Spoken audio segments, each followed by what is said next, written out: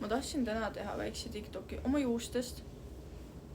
Ma käpin neid praegu meelega. Aga aasta aega tagasi, kuna mul on blondid juuksed ja ka võib-olla geneetiliselt on mu juuksed pigem sinna isa juuksetüüpi, mis on nagu suhteliselt pehmed, aga õhukesed ja võib-olla mitte nii ilus karvakasv on ju. Pluss veel ma olen neid blondeerinud 100 korda või lasknud highlight ida. Siis eelmine aasta olid mu juuksed täpselt sellised, ma kohe panen pildi.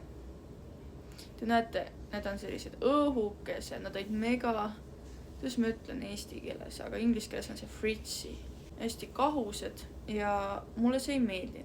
Siis ma lasin lõigata oma juuksed 26. detsember umbes siiamaani. See oli siis vähem kui aasta tagasi.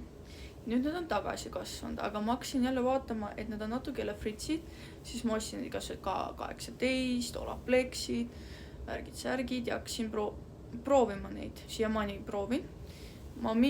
Ja see Genesis anti-hairfall kerastase.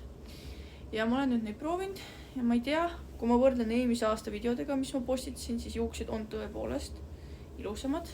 Ja nüüd ma ostsin juurde ka ühe asja, mis on beef tallow.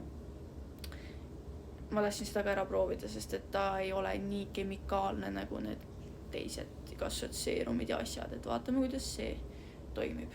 Tegelikult eesmärk on, et juuksed läheks paksemaks ja et juuksed läheks ka pikemaks, sest et minu mingi maks ongi võib-olla siiamaani, aga ma tahaks äkki siiamaani ja pikendusi ma enam ei taha.